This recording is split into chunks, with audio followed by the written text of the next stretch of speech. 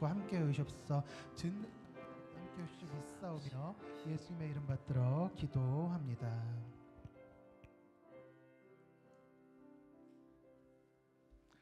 하나님 아버지, 우리를 다시 하나님으로 하나님 앞에 불러주시고 하나님과 대면케 하시니 감사합니다. 오직 하나님만 바라보고 하나님의 은혜를 사모하는 이 시간 되게 하여 주옵소서. 주여, 우리에게 또한 이처럼 찬양할 수 있는 우리의 마음을 허락하셔서 참여케 하셨사오니 때를 따라 돕는 은혜를 우리들에게 허락하여 주옵소서.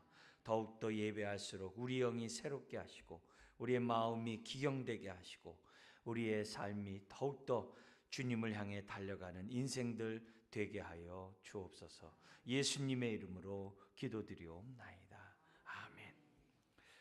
강의안 오늘 했는데요. 혹시 안 받으신 분 손 잠깐 드시면 뒤에 강의안이 준비되어 있습니다. 좀 나눠주시면 고맙겠습니다. 먼저 우리 이번 40일 신앙훈련 동안에 모세 오경을 우리가 집중해서 보게 됩니다. 그래서 여러분들에게 모세 오경에 대한 이해, 우리가 여호수아까지 이렇게 합니다만 모세 오경에 대한 이해를 좀 이 시간 좀 간단히 여러분들에게 드리려고 합니다. 우리 오늘 이제 본문, 우리 주보에 있는 것처럼 본문을 먼저 우리 한 구절 읽도록 할게요. 여기 보면은 신명기 30장 11절에서 20절에 있는 말씀입니다. 310페이지 신명기 30장 11절부터 20절, 모세가 마지막 설교하는 내용입니다.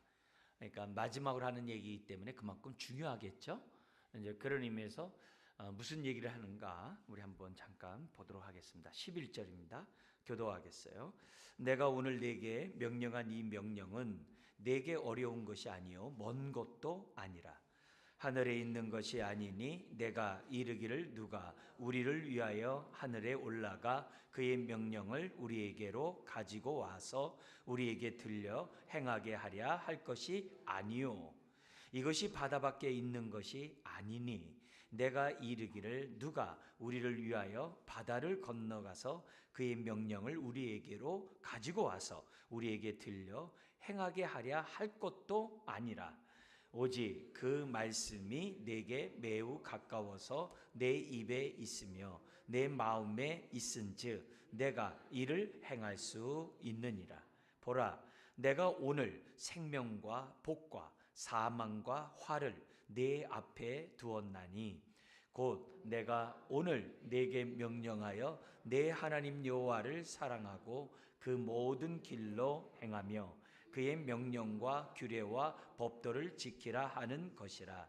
그리하면 내가 생존하며 번성할 것이요 또 내 하나님 여호와께서 내가 가서 차지할 땅에서 내게 복을 주실 것임이니라. 그러나 내가 만일 마음을 돌이켜 듣지 아니하고 유혹을 받아 다른 신들에게 절하고 그를 섬기면 내가 오늘 너희에게 선언하노니 너희가 반드시 망할 것이라. 너희가 요단을 건너가서 차지할 땅에서 너희 날이 길지 못할 것이니라. 내가 오늘 하늘과 땅을 불러 너희에게 증거를 삼노라. 내가 생명과 사망과 복과 저주를 내 앞에 두었은즉 너와 내 자손이 살기 위하여 생명을 택하고 내 하나님 여호와를 사랑하고 그의 말씀을 청종하며 또 그를 의지하라. 그는 내 생명이시요 내 장수이시라. 여호와께서 내 조상 아브라함과 이삭과 야곱에게 주리라고 맹세하신 땅에 내가 거주하리라. 아멘. 아멘. 지금 이 모세 오경 속의 마지막 신명기에 이 모세를 통해서 주신 메시지, 하나님의 말씀은 멀리 있는 것이 아니라 가까이 있다. 너의 입에 있다.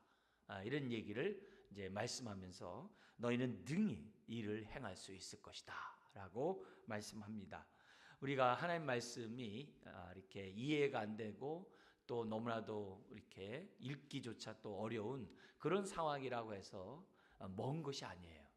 내 마음이 먼 거지 실질적으로 하나님 말씀은 나와 매우 가깝게 있다는 사실을 잊어서는 안 돼요. 그렇다면은 우리가 하나님 말씀을 누구보다도 알고자 하고 정말 깨닫도록 해야 되고 또 그 말씀 가운데 우리들이 살고자 해야 돼요. 왜냐하면 그렇게 하는 삶이 여기 보니까는 19절에 생명을 선택한 거라고 그랬어요. 생명을 선택한 거라 했어요. 우리가 예배 드리는 이것도 생명을 선택한 것이지만 우리들의 평소의 삶이 하나님의 말씀을 가까이 하는 저와 여러분들이 되어야 될 줄 믿습니다. 자, 그런 가운데 강의 안에 따라서 모세오경 전체를 좀 여러분들에게 좀 이해를 돕고자 이렇게 하려고 합니다. 창세기, 출애굽기, 레위기, 민수기 다 신명기 안에서 완성이 돼요. 그리고 창세기는 출애굽한 이스라엘 백성이 왜 우리가 출애굽하게 됐는가? 또 왜 하나님과 신에 살아서 언약을 맺게 했는가? 또 왜 우리는 가나안 땅에 가야만 하는가? 그 이스라엘 백성이 삶의 그 정체성이겠죠. 우리는 누구며 우리는 어디로 가야 되며 우리는 어떻게 살아야 되는가? 인생의 문제에 굉장히 중요한 질문이잖아요. 거기에 대한 답변으로서 창세기가 주어진 거예요. 그래서 창세기가 1장부터 11장이 있고 12장부터 50장이 나눠지잖아요. 12장서부터 뭐가 시작돼요? 아브라함을 부르신 하나님의 약속의 말씀이 시작되잖아요. 그러니까 본격적으로 이스라엘 향해서 하나님이 갖고 있는 그런 계획, 그 뜻에 따라서 이스라엘 백성이 때가 되면 출애굽하고 시내산에서 언약을 맺고 가나안 땅에 들어가서 열방을 주께로 인도하는 민족이 됩니다. 그러면서 그들에게 요구하는 것은 다른 거 없어요. 내가 너에게 준 이 말씀에 따라 너희는 생명을 선택하라. 올바른 삶을 살 것을 말씀하고 있는 그런 내용입니다. 거기 강의 안에 보면 창세기, 출애굽기, 레위기, 민수기, 신명기가 있어요. 그 제목과 그 제목의 그 의미를 이제 기록해 놨고 또 각 오경의 핵심 단어가 뭔지를 이렇게 기록되어 있습니다. 그래서 먼저 이제 창세기의 제목이 그 이름이 뭐냐? 그럼 여러분 창세기 하면 그 뒤에 태초 읽어주세요. 창세기 태초에 그 핵심 단어는 시작들이 되는 거예요. 핵심 단어는 시작들이 됩니다. 그럼 출애굽기는 뭡니까? 제목이 고통에서의 해방. 핵심 단어는 탈출이겠죠. 이것이 나중에 허물과 죄로 죽었던 우리가 구원받는 그와 다 연결이 되는 내용이죠. 레위기의 제목은 레위인들에 관련된 것들. 핵심 단어는 축제와 제물에 대해서. 그러니까 예배하고 하나님 앞에 이 절기만이 아니라 이렇게 예배를 드리는 이런 자체가 다 축제가 돼야 되거든요. 우리가 이렇게 모여서 드리는 이런 모든. 그러니까 은혜가 있으니까 축제가 되는 거고 그 은혜를 깨달으니까 축제가 되겠죠. 자, 그러면서 또 민수기 한번 볼게요. 제목은 계수함, 백성의 수를 세는 거예요. 핵심 단어는 광야의 방랑이에요. 근데 이 민수기의 계수가 군대, 전쟁에 참여할 수 있는 사람들의 숫자를 세는 거예요. 그래서 남자 20세서부터 숫자를 셉니다.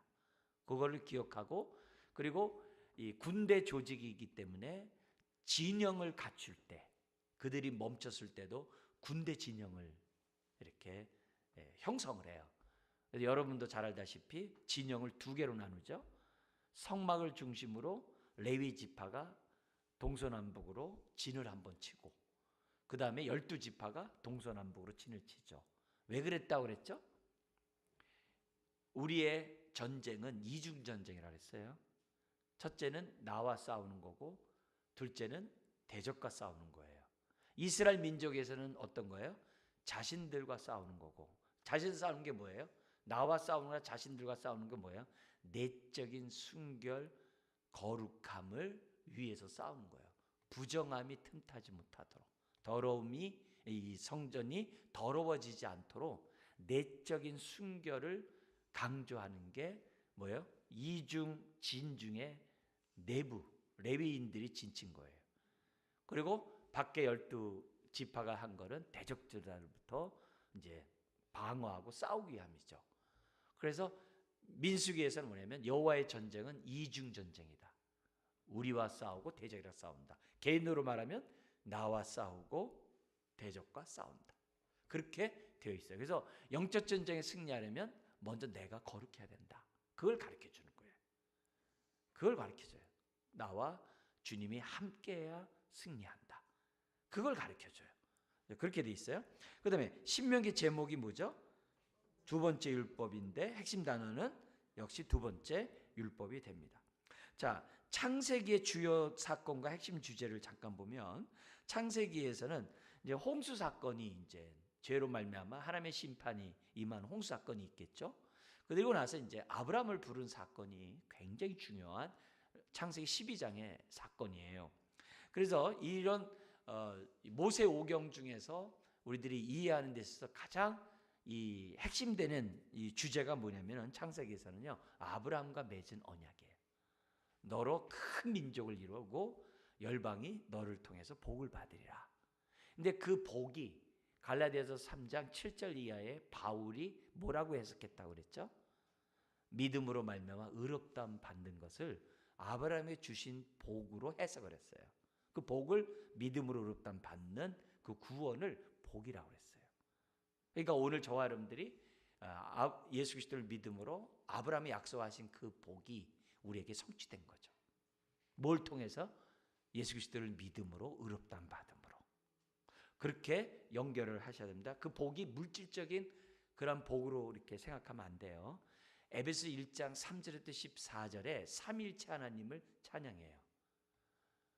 성부 하나님의 뭘 찬양해요? 태초전부터 우리를 택하시고 우리를 깨끗게 하고자 부르신 것을 찬양하고 우리를 깨끗게 하기 위해서 성자 하나님을 통해서 우리를 위해서 대신 속죄 제물이 되시고 속죄 제물 된 저와 여러분들을 불러서 하늘과 땅의 모든 것들이 그리스도 안에서 하나 되게 하는, 통일되게 하는 그런 복을 갖다 우리들에게 줬죠. 그러니까 우리가 죄사함 받고 의롭다함 받고 하나님의 자녀로 부름 받은 것들이 다 뭐예요? 신령한 복이에요. 그리고 성령님의 복이 뭐라고 그래요? 우리에게 인치시고 기업의 보증이 되신 것에 대한 그것이 하늘의 복이에요. 신령한 복이에요. 그게 예수 그리스도 안에서 우리에게 주어진 복이에요. 그러니까 그 복들을 잘 음미해야 돼요.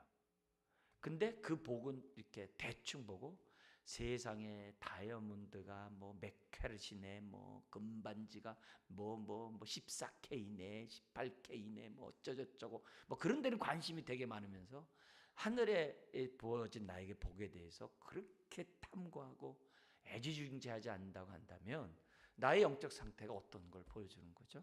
그러니까 우리들이 신앙생활하면서 내가 받은 그 복을 믿음으로 말미암아 의롭다함 받은 이 복이 얼마나 큰 복인지를 우리가 뼈저리게 알면 천국을 사모하죠. 빨리 주님 앞에 사도 바울처럼 가고 싶어하죠. 빨리 사명 때문에 남아 있는 거니까 빨리 가고 싶어하죠. 그런 은혜들이 저와 여러분들에게 이제 있어야만 한다는 거죠. 이제 그런 가운데 창세기에서 중요한 단어 그러면 이제 노아의 홍수 이런 사건, 그다음에 아브라함을 부르신 사건, 그리고 그 많은 구약의 창세기에 언약들이 있어요. 그 가운데 가장 핵심이 되는 언약이 아브라함과 맺은 언약이에요. 그걸 우리가 딱 강조를 해야 됩니다. 자, 그다음에 출애굽기의 주요 사건이 뭐죠? 10가지 재앙과 성막 사건이에요. 성막, 이 성막 안에 이 뭐냐면 시내산에서 언약 맺은 건 어디 갔고요? 그렇게 하는 게 아니라 성막은 언약을 맺은 이스라엘 백성과 신방을 차린 게 성막이에요. 왜냐하면 언약이 하나님과 결혼한 거거든요. 그러니까 신방을 꾸며야 되잖아요. 그게 성막이에요. 그래서 우리가 하나님과 정말 친밀한 관계를 맺는 그 모든 게 성막이에요. 그래서 땅만 밟지 말고 어떻게 돼요? 땅만 밟고 가지 말라고 그러잖아요. 성소 안으로 들어와서 성소 안에 3가지가 있죠. 뭐 있죠? 정금 든 데가 있고 향단과 떡상이 있죠. 향단이 기도라는 건 다 알죠? 그죠? 계시록에 향이 올라가는 거 기도하는 거 알잖아요. 그럼 떡상은 뭐겠어요? 기도가 있으니까 눈치로 탁 하면 뭐가 돼요? 떡상 그런 말씀이죠. 거기 뭐 많은 의미가 있지만 기도 그런 말씀이죠. 그런데 말씀과 기도가 우리의 의지와 우리의 노력으로 하는 게 아니라 성령으로 해야 되잖아요. 그잖아요? 성령이 조명해줘야 말씀도 깨닫잖아요. 그리고 그 깨달은 말씀에 따라 기도도 할 거 아니에요. 그래서 말씀과 기도가 하나님과의 교제잖아요. 그러니까 우리가 하나님과 말씀 기도 생활하려면 반드시 누구 인도하에? 성령님의 인도하에. 그게 성소 안에 있는 거예요. 즉 하나님의 성소에 들어가서 하나님과 교제를 나누는 거죠. 근데 그 교제 나누는 것을 끝나는 게 아니라 뭐예요? 안방까지 들어가야죠. 그게 지성소예요. 근데 지성소 안에는 뭐가 있죠? 거기 뭐죠? 법궤가 있죠. 법궤 안에 뭐가 있어요? 세 가지가 있지만 가장 대표적인 게 언약의 말씀이 들어있잖아요. 하나님은 언약의 하나님이라는 게 딱 들어가 있잖아요. 근데 그 언약의 하나님을 상징하는 그 법궤 안에 그 안에 십계명이 딱 들어가 있잖아요. 근데 뚜껑이 또 있어야 돼. 그 뚜껑을 뭐라 그러죠? 시은자, 은혜자라고 그러잖아요. 거기에 뭐가 날개를 피고 있어요? 천사가 둘이 딱 날개를 피고 있어요. 그 의미가 뭐라고요? 은혜의 날개 안에서 우리의 모든 것을 다 품어준다는 거거든요. 그래서 언약의 말씀을 지키다가도 불순종을 우리가 하더라도 염려할 게 없는 게, 그렇다고 막 죄 짓자는 얘기 아니에요. 범죄하더라도 우리는 어떻게 돼요? 하나님 보좌 앞에 나가서 거기 대속죄일 날만 들어가잖아요. 대제사장이 대속죄일 날 들어가서 우리가 죄사함 받으면 다시금 하나님과 어떻게 돼요? 언약 관계를 유지해 나갈 수 있는 축복이 있잖아요. 그래서 우리가 신앙생활하는 데서 누리는 복이, 우리가 신령한 복 가운데, 물질적인 이런 복만이 아니라 신령한 복 가운데 정말 우리에게 주어진 복 중에 정말 놓치지 말아야 될 두 가지 복이 있어요. 그건 정말 놓치면 안 돼요. 그게 뭐냐면 회개하는 복하고요, 서로 용서하는 복이에요. 회개는 하나님과 막힌 담을 헐어버리는 거예요. 용서는 사람과 막힌 담을 헐어버리는 거예요. 그래서 하나님의 축복을 우리가 온전히 누리는 데 있어서 정말 너무 우리에게 필요한 축복이 회개와 용서예요. 그래서 회개하면서 마지못해 하는 건 너무 어리석은 거예요. 용서하기를 더디하는 거 너무 미련한 거예요. 그건 하나님이 주신 복 중에 너무너무 귀중한 복이에요. 우리가 죄사 안 받고 의롭다 안 받고 자녀가 됐더라도 이걸 계속 유지할 수 있는 하나님의 복이 뭐냐? 회개와 용서예요. 회개와 용서. 회개 용서. 그걸 잊으면 안 돼요. 그래서 우리는 회개하면서 감사해야 돼요. 이 죄를 위해서 십자가에 죽으셨구나. 우린 용서하면서도 이건 100달러에 불과해. 나는 10,000달란트 탕감 받았는데 하면서 막 너무 감사하면서 막 용서를 하고 그래야 돼요. 그게 우리들이 신앙이에요. 그걸 활용을 잘해야 돼요. 근데 그 모든 게 이루어지는 곳이 어디냐? 그게 지성소 안에서 딱 이루어지는 거거든요. 그래서 대속죄일 날 7째 달 거기 이제 10일에 들어가잖아요. 대속죄일 날 들어갈 때 이스라엘 사람들은 철저하게 하나님 앞에 회개하고 하나님의 임재 속에 거룩함 속에 들어가기 위해서 40일 동안, 40일이 땅의 숫자잖아요. 40일 동안 얼마나 정결하게 하려고 몸부림치는지 몰라요. 그래서 7째 달 10일 동안은 하나님 앞에서 범죄한 것들을 10일 내내 회개해요. 그러면 6째 달은 뭐 하는 거예요? 이거 6째 달은 뭐냐면 사람과의 잘못된 죄악들을 용서를 구하면서 다니는 기간이에요. 용서를 구해. 재물을 드리려고 하다가 누구에게 그럴 화해할 일이 있으면 빨리 놓고 가서 하라고 그러잖아요. 그걸 30일 동안 해요. 그리고 7월 달에 10일 동안 해요. 40일 동안 정결케 해가지고서 하나님 앞에 나아가려고 하는 거예요. 그게 신앙생활하는 데 있어서 이스라엘 사람들이 정결하고자 하는 그런 정말 은혜를 사모하는 그 40일간의 기간이에요. 그때 뭐 한다고? 그 중요하다고? 회개. 그래서 대속죄일 날 딱 들어갔을 때 법궤 앞에서 피를 뿌리잖아요. 그죠? 그래서 우리가 이제 꼭 침례만이냐, 우리가 물로 세례를 주는 것도 다 거기서 연유해 온 거예요. 그래서 핏부림 속에서 죄사함 받는데 그 죄사함의 은혜를 덧입는 게 뭐냐? 법계 뚜껑이 은혜자예요. 그 말은 무슨 말이에요?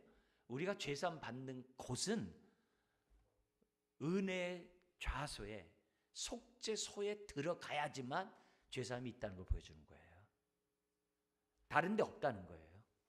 그러니까 우리가 왜 은혜의 날개 아래 피해야 돼? 주님의 다른 데서는 우리가 안전하지가 않아요. 다른 데서는 우리가 살 수가 없어요. 그러니까 주님의 은혜의 날개 아래 머무는 인생이 지혜로운 자예요. 그렇잖아요? 그러니까 그런 것들을 성경 우리들에게 이제 가르쳐주고 있는 거예요. 그래서 출애굽께서 10가지 재앙과 출애굽했을 때 성막 이게 강조되는 거예요. 언약은 어디 갔어요? 그렇게 하면 안 돼요. 예. 자, 그래서 핵심 주제는 그럼 뭐가 되겠어요? 출애굽께서는요 모세 언약이에요. 모세 언약. 시내산에서 모세를 통해서 하나님과 이스라엘 백성이 언약을 체결하잖아요. 출애굽기 19장 사건이 중요한 내용이에요. 그 다음에 레위기에서 주요 사건은 뭐겠어요? 5대 제사와 7대 절기가 있어요. 5대 제사 가장 기본 5대 제사 한 뭐죠? 번제. 몽땅 드리리. 다 태워버리리. 나는 없습니다. 하는 그 번제. 그 다음에 어떻게 돼요? 소제. 이 몸 죽게 드립니다. 소제. 그 다음에 뭐 있어요? 속죄제. 하나님 앞에서 우리가 범죄한 이런 속죄제. 사람과의 내가 잘못함으로 용서를 구하였지만 그 사람에게 손해를 입힌 것에 대해서 책임을 져야 되잖아요. 속건제. 그리고 또 뭐 있어요? 속죄자 속건제 그 앞에 이제 화목제가 있잖아요. 화목제. 그 화목제 속에는 우리가 이제 서원제도 있고 감사제도 있고 이런 것들이 화목제 안에 있죠. 그렇게 돼 있어요. 그래서 5대 제사가 굉장히 중요해요. 그런데 우리가 이제 화목제를 드리면서 성경에 아주 강조하는 게 있어요. 뭐가 있냐면은 화목제는 혼자 제사를 드리지 않아요. 화목제는요 함께 제사를 드려요.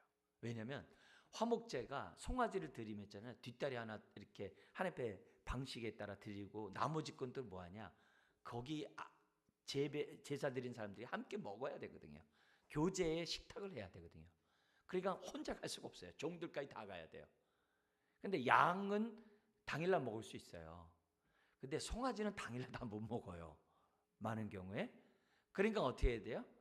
다음 날까지 먹을 수 있어요. 근데요, 그 다음 날 조금이라도 그 뒷다리 맛있는데 해가 남겨놓잖아요. 그 화목제 안 받겠대요. 왜? 부정하게 했기 때문에. 그러니까 뭐냐면 시작도 좋아야 되지만 마무리도 좋아야 돼요. 굉장히 그걸 강조해요. 우리가 하나님 앞에 서원했으면 반드시 지켜야 돼. 하나님 앞에 감사했으면요 계속 감사를 해야 돼요. 감사하다가 이렇게 하면 안 돼요. 내 삶을 헌신했어요. 왜 나만 헌신해? 이런 식으로 하면 안 돼요. 우린 그냥 끝까지 헌신하는 거예요. 그런 것들을 우리들에게 보여줘요. 그리고 나서 이제 7대 절기가 나오는데 핵심 주제는 뭐가 되는 거겠어요? 그러니까요. 성별, 구별, 거룩함, 부정한 것을 제함을 레위기에서는 굉장히 강조해요. 하나님 앞에서, 사람 앞에서, 사회적으로, 국가적으로 어떻게 성별해야 되느냐. 민수기의 주요 사건이 뭐죠? 12정탐꾼. 안타깝게도 그렇죠? 10명의 그런 정탐꾼의 그 안타까운 사건이 있죠. 두 번의 인구조사가 나와요. 뭐냐면 광야를 통과하면서 그 40년이 지난 다음에 어떻게 인구 변화가 생겨났는지 조사가 나와요. 근데 그 인구조사 숫자도 딱 보면요. 맞네 할 정도의 지파별 숫자의 인원이 딱 차이가 나요. 무엇보다도 하나님 앞에 순종하고 헌신한 지파는 번성해요. 그런데 그렇지 않은 지파는 쭈그러들어요. 그런 것들이 인구조사 속에서도 나타나요. 자, 그 다음에 여기 그 핵심 주제는 뭐여야 돼요? 하나님의 섭리가 이 안에 이제 등록하게 돼 있어요. 자, 그리고 신명기의 주요 사건이 뭐죠? 이제 모세의 죽음과 세 편의 설교. 그래서 4장까지 과거의 역사를 쫙 준비하고 그 다음에 이제 현재 지금 있는 사람들에게 언약을 갱신해요. 무슨 어디에 있는 언약을 갱신해요? 시내산 언약을 지금 요단강 건너편 모압 평지에서 다시금 갱신해요. 갱신하면서 무슨 얘기하냐면은 이 십계명은 너희 조상에게 한 게 아니라 오늘 너희에게 하신 말씀이다. 그리고 하나님과 맺은 이 언약은 너희 조상과 하는 게 아니라 오늘 너희와 맺는 거다. 그래서 우리 새벽 예배 주제가 오늘의 말씀이에요. 네, 그거예요. 그러니까 뭐냐면 이게 하나님 말씀이 기록된 거 옛날 거 아니야? 그러면 안 된다는 거예요. 하나님은 동시성이에요. 어제나 오늘이나 영원토록 동일하세요. 왜? 4차원에 계시는 분이기 때문에 이게 뭐예요? 동시성이에요. 그래서 이 말씀이 오늘의 말씀이 되는 것이 하나님의 뜻이에요. 그럼 우리도 그렇게 받아야 돼요. 기록된 것으로 하는 게 아니라 그렇게 받아야 돼요. 그리고 나서 이제 미래에 대한 설교를 해요. 세 편의 설교에 그 가운데 우리가 읽었던 본문이 그렇게 나온 거예요. 가나안 땅에 가서 너희가 순종하면 너희가 복을 받고 오랫동안 있지만 불순종하면 쫓겨나리라. 그 얘기를 딱 해주는 거예요. 근데 안타깝게도 쫓겨났죠. 자, 그리고 이 핵심 주제는 언약갱신. 어디서요? 모압 평야에서. 자, 근데 차이점이 하나 있어요. 출애굽기에서 신방을 꾸몄잖아요. 신방을 성막을 만들었잖아요. 근데 모압 평야에서 이제 광야로 들어가면 성막이 필요 없잖아요. 성막이 필요 없잖아요. 왜냐면 이제 움직이는 게 아니라 건물에 들어갈 거니까. 그잖아요? 그러면 성막 필요 없는데 뭐라고 했냐면 모압에서 이 하나님 말씀 언약 갱신한 다음에 그 신혼방에 들어가기 전에 뭘 해야 돼요? 언약 갱신하면서 뭘 해야 돼요? 결혼식을 해야 되잖아요. 결혼식. 언약을 당사자끼리 서약을 해야 되잖아요. 하나님과 백성 서약해야 되잖아요. 근데 서약은 어디서 하냐면요. 세겜 땅에서 해요. 세겜 땅 어디 있어요? 가나안 땅에 들어가야지 되는 거예요. 근데 양산이 있어요. 축복과 저주산이 있어요. 축복산은 무슨 산이죠? 오케이, 그림신산. 저주산은 에발산. 자, 그러면 제단이 그림신산에 있었을까요? 에발산에 있었을까요? 축복의 산에 하나님의 제단이 있었을까요? 저주의 산에 제단이 있었을까요? 저주산에 있는 거죠. 왜요? 주님이 우리의 모든 죄를 다 저주를 받아가시니까. 하나님의 놀라운 그런 계획이 있는 것을 봐요. 자, 이렇게 모세 오경에 대한 기본적인 틀을 염두에 두고 우리 지난주에 출애굽기 봤잖아요. 그죠? 지난주 우리 공부하는 게 우리 보는 게 출애굽기였는데 요거를 언약이라는 주제로 보면은 좀 더 우리가 이해가 좀 더 이렇게 좀 더 풍성해질 수 있어요. 언약은 하나님 나라를 이루어가는 하나님의 방법이에요. 운영하시는 방법이 언약이에요. 그러니까 하나님 나라와 언약은 뗄래야 뗄 수가 없어요. 그걸 이제 기본적으로 생각하셔야 됩니다. 그래서 하나님 나라를 이루어가는 데 있어서 하나님은 언약을 통해서 행하시는데 언약과 또 뗄래야 뗄 수 없는 게 있어요. 언약과 뗄래야 뗄 수 없는 언약이 뭐예요?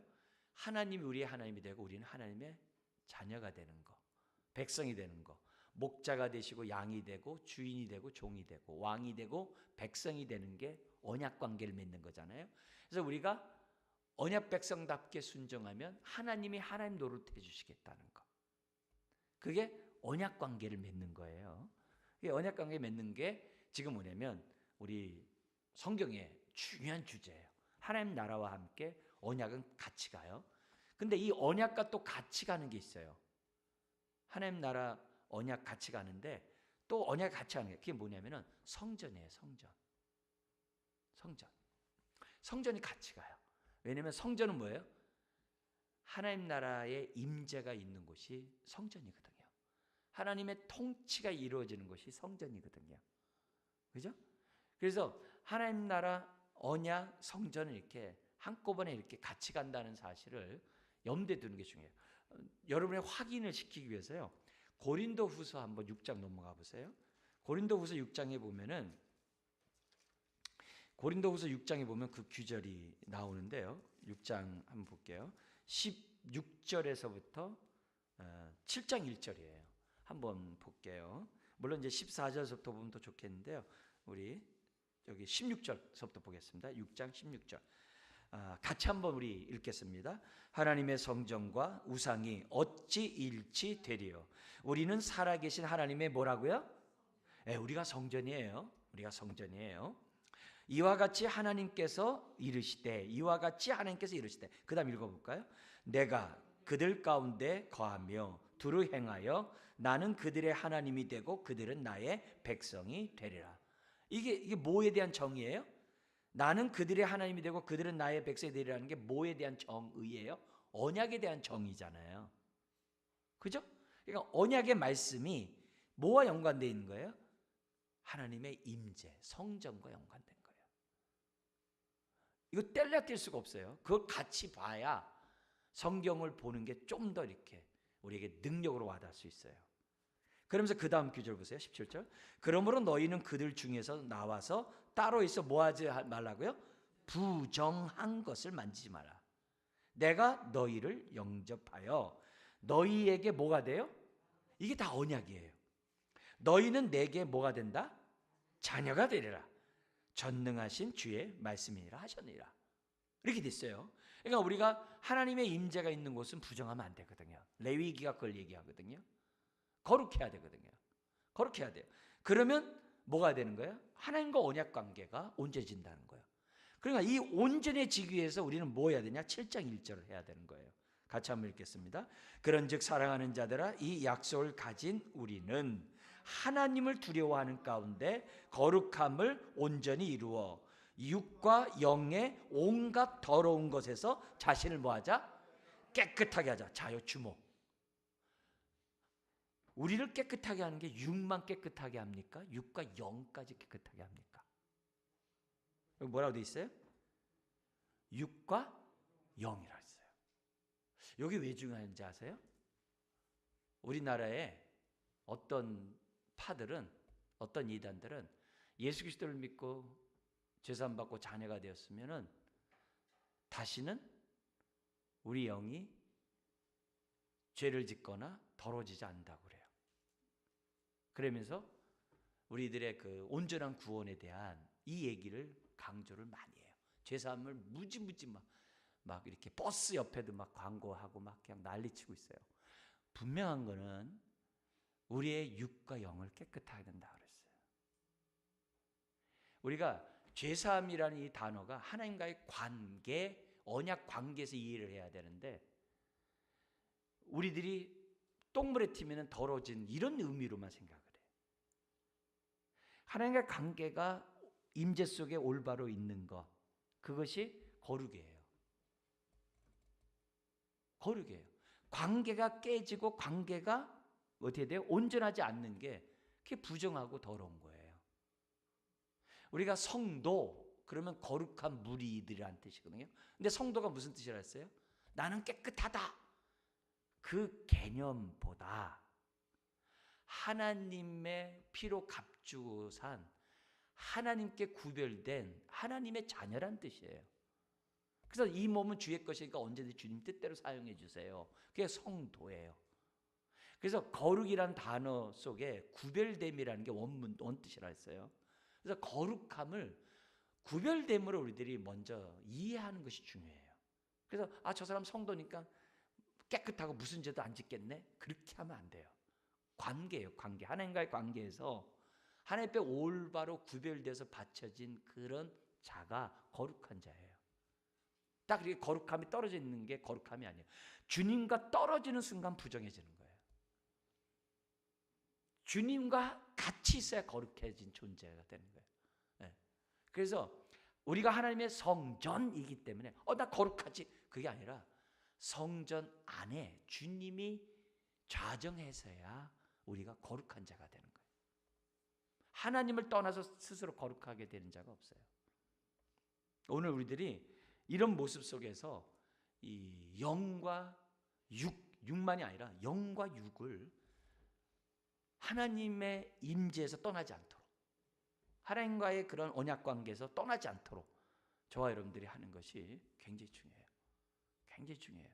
그래서 우리들이 항상 신앙생활하는 데 있어서 우리가 말씀에 따라 생각하고 느끼고 행동하려고 우리들이 하셔야 됩니다. 자, 우리 하는 그런 가운데 여기 언약으로 본 모세오경을 잠깐 강의 안에 잠깐 보세요. 여기 언약이 뭐라고 되어 있죠? 정의가 인격 당사자 간의 공적 관계를 법적으로 맺는 것. 우리 결혼을 생각하면 좋죠. 그러면서 이 강대국과 약소국 간의 관계 속에서 이렇게 헌신을 하잖아요. 그러면 강대국에서 그 당시에 당신은 나의 보배요 이렇게 했었다고 그래요. 그런 관계를 갖다가 그대로 하나님이 갖고 들어오셔가지고 이해하기 쉽게 그 당시 사람들에게 가장 쉬운 언어로 그런 언약 관계를 맺으면서 그런 계약 관계를 맺으면서 하나님이 내가 너와 언약을 맺는다. 그리고 너희가 나의 보배다라고 이제 출애굽기 19장에서 말씀하고 있는 거죠. 자, 그런 가운데 창세기에 보면은 세 가지 언약이 나와요. 하나가 뭐냐면 아담 언약이에요. 뭐냐면 선악과를 따먹지 말라는 거 있죠. 그게 다 하나님의 약속이에요. 그죠? 그 얘기예요. 그래서 호세아 6장 7절에 보면은 아담에게 선악과를 먹지 말라는 이런 얘기를 하신 그것을 뭐라고 얘기했냐면 호세아에서 6장 7절에 저희는 아담처럼 언약을 어기고 패역했다 이렇게 얘기를 해요. 북이스라엘 백성을 향해서 언약을 패하게 했는데 누구처럼? 아담처럼. 그런 말이 나와요. 그러니까 아담과 맺은 그것도 언약을 맺은 거라는 것을 우리가 알 수 있는 거죠. 그죠? 창세기 2장에 나오고, 자, 그다음에 노아의 언약 있죠. 사람 만든 것을 한탄하시고 이제 심판을 이제 하시는 그런 분이 나오는데요. 그때 물로 심판하지 않으리 하면서 뭘 이렇게 딱 주세요? 7색깔 무지개를 주시면서 하나님이 언약의 표징으로 삼으셨던 걸 봐요. 그러니까 이런 걸 보면은 끝까지 저와 여러분들을 정말 사랑하시는 하나님의 약속을 신실하게 지켜가시는 그런 하나님의 모습을 저와 여러분들이 보면서 위로를 보고 안정을 느끼고 내가 하나님 떠나면 안 되겠다 이런 생각을 갖게 하죠. 그 다음에 이제 족장 언약이 나와요. 가장 대표적인 게 아브라함의 창세기 12장에 있는 것처럼 너를 통해서 큰 민족을 이루고 열방이 복을 받게 하겠다라는 얘기예요. 근데 거기서요 두 가지 강조점을 해요. 뭐가 나오느냐면요, 씨를, 너의 씨를 통해서 자손이 나와요. 씨, 자손이 나오고요. 또 하나는 뭐냐면 땅에 대한 얘기를 줘요. 뭐냐면 좌우 앞뒤 있는 것들을 다 바라봐라. 이제 15장, 17장 다 연관해서 땅을 얘기해. 이 땅을 내가 너에게 주리라. 씨와 땅의 얘기를 아브라함의 언약에서는요, 그걸 강조를 해요. 씨와 뭐요? 땅. 오케이. 자, 요 얘기가 이제 나라가 되려면 기본적으로 세 가지가 있어야 되잖아요. 뭐가 있어야 돼요? 백성이 있어야 되고, 뭐가 있어요? 땅이 있어야 되고, 뭐가 있어야 돼요? 주권이 있어야 대한민국 국민이 있는 거 아니에요. 나라가 형성되려면 세 가지가 있어야 되잖아요. 주권은 하나님이 통치하는 나라면 됐잖아요. 뭐 더 뭐 바랄 게 뭐 있어요? 그럼 뭐가 남았어요? 땅하고 씨가 남았잖아요. 백성과 땅이 나오잖아요. 영토가 나오잖아요. 그래서 충만한 백성의 숫자가 될 때까지 하나님께서 400년 동안 이렇게 백성을 크게 하셨어요. 거기 장소가 어디예요? 그게 애굽이에요. 그래서 4대 만에 큰 민족을 이루어 올라오겠다고 하는 그 예언에 따라 그 애굽 땅에서 400년 동안 어떻게 돼요? 이스라엘 백성이 큰 민족을 이루는 거예요. 약 200만 명. 내려갈 때는 얼마가 내려갔죠? 야곱의 후손 70명이 넘어갔어요. 70명 뭐예요? 완전 숫자가 내려갔어요. 그래서 때가 되면 백성이 되어서 나온 거야. 출애굽한 거야. 그러면 이제 백성이 됐어요. 하나님의 주권이 있어요. 그럼 뭐가 있어야 돼요? 영토가 있어야 돼요. 땅이 있어야 되죠. 그게 어디예요? 가나안 땅인 거죠. 그죠? 그래서 성경에 보면은 시내산에서 지금 뭐냐면 출애굽한 다음에 시내산에서 언약을 이렇게 딱 맺어요. 아브라함과 맺었던 언약을 이렇게 딱 맺어가지고서 뭐라고 하냐면 언약을 맺는 그 순간서부터 우리 하나님이 무섭게 해요. 이러잖아요. 우리 한 예로 결혼하기 전에는 이 사람이 좋을까 저 사람이 좋을까 이렇게 하고 뭐 이렇게 하고 만났다 헤어지고 뭐 이래. 근데 결혼한 다음에는 어떻게 돼요? 그렇게 했다면 죽죠. 그렇잖아요? 그래서 요 신의 언약으로요. 그 전에 범죄할 때는 하나님이 다 봐줬어요. 근데 이 언약 맺은 사람부터는 완전히 박살내요. 왜냐하면 하나님의 축복을 부정함으로 못 누리는 걸 하나님이 막으려고. 하나님 화나서 때리는 거 아니에요. 우리가 하나님의 축복 가운데 계속 살도록 하게 하려고. 그래서 집에서도요. 남편 바가지 긁을 때 잘하려고 바가지 긁으셔야 돼요. 내쫓으려고 바가지 긁는 게 아니라 이게 그런 것들이 굉장히 중요해요. 그죠? 자, 근데 여기서 보면은 이게 완전 갈라지면서 이 시의 완성을 위해서 뭐가 나오냐면 출애굽기고 나왔잖아요. 그다음에 레위기 민수기가 계속 그 시에 대한 얘기가 강조돼요. 그래서 민수기 때 군대에 나가는 60만 대군이 나오잖아요. 이런 것들이 다 뭐냐면 40년의 광야를 지났어도 하나님의 백성이 막 늘어나거든요. 이런 모든 것들이 하나님이 시를 완성하기 위해서 애굽에서도 건지시고 광야에서도 건지시는 그 모습이 출애굽기, 레위기, 민수기에 이렇게 팽배돼서 나와요. 거기까지 이해됐죠? 자, 그다음에 그러면 땅에 들어가야 되는데 그게 이제 민수기에서 시내산에 나와가지고 이제 광야를 통과하는 거예요. 근데 광야를 통과하는데 목적은 하나예요. 뭐예요? 가나안 땅에 들어가려고. 땅. 그래서 땅이 나옵니다. 그래서 여기 이 신명기에서 이제 모압 평야에서 이제는 어떻게 돼요? 땅을 차지하기 전에 마지막 갱신을 해요. 아까 했던 시내산 언약을 다시 갱신해요. 그리고 나서 이제 가나안 땅에 딱 들어가는데 그런 의미에서 보면은 여호수아까지 보면은 이 약속이 성취가 되는 거예요. 이 여호수아까지 이렇게 가면은 왜? 여호수아 땅을 정복하잖아요. 그리고 나서 뭐예요? 세겜 땅에서 다시금 언약 모압 평야에서 한 그 갱신을 가지고 결혼식을 해요. 그게 세겜 언약이에요. 그게 여호수아까지 하나의 그림이에요. 패키지예요. 여기까지 됐죠? 그죠? 그렇게 생각하면서 오늘도 동일해요. 근데 이 모든 언약들이 예수님에게 와서도 똑같이 나타나야 되잖아요. 그래서 예수님이 새 언약이라고 그래요. 그래서 주님의 살과 피를 가지고 이것을 통해서 새 언약을 백성과 맺음으로 구약의 모든 예언의 성취가 된 거예요. 그래서 오늘 저와 여러분들은 새 언약 백성으로서 신약을 살아가죠. 그래서 옛 언약이라고 해서 구약이고 새 언약이라고 해서 신약이라고 하고 있는 거죠. 자, 여기까지 이해됐죠? 자, 그 다음에 여러분 강의한 뒤편에 보면은 우리가 40일 신학 훈련을 왜 하느냐 여기에 대한 글을 갖다가 우리가 매년 강조하고 있는데요. 우리 제목만 보고 마치도록 하겠습니다. 자, 40일 신학 훈련해야 될 첫 번째 이유가 뭐죠? 읽어볼까요? 하나님이 원하시는 삶이 무엇인지 깨닫기 위해서 우리가 40일 신학 훈련을 합니다. 두 번째는 왜 우리가 해야 됩니까? 순종하는 온전한 믿음을 갖도록 성숙을 위해서 하는 거죠. 세 번째는 뭐죠? 십자가와 부활의 능력을 덧입고 승리하는 삶을 살도록 우리가 40일 신학훈련을 합니다. 넷째는 뭐죠? 예수님이 가신 길을 함께 걷도록 닮아가기 위해서 하는 거죠. 다섯 번째는요, 영광의 보좌를 바라보도록 소망과 영화를 바라보는 삶을 살기 위해서 우리가 40일 신학훈련을 매년 행하고 있습니다. 자, 실천사항 5가지가 있는데요. 우리 한번 첫 번째는 뭐죠? 바라보라. 히브리서 12장 2절 읽겠습니다. 믿음의 주여 또 온전하게 하신 이인 예수를 바라보자. 그는 그 앞에 있는 기쁨을 위하여 십자가를 참으사 부끄러움을 개의치 아니하시더니 하나님 보좌 우편에 앉으셨느니라. 그래서 이 40일 기간 동안에 오직 믿음의 주님만을 바라보는 기간이 되기 바랍니다. 자, 두 번째는 뭐예요? 생각하자. 히브리서 3장 1절입니다. 읽겠습니다. 그러므로 함께 하늘의 부르심을 받은 거룩한 형제들아, 우리가 믿는 도리의 사도이시며 대제사장이신 예수를 깊이 생각하라.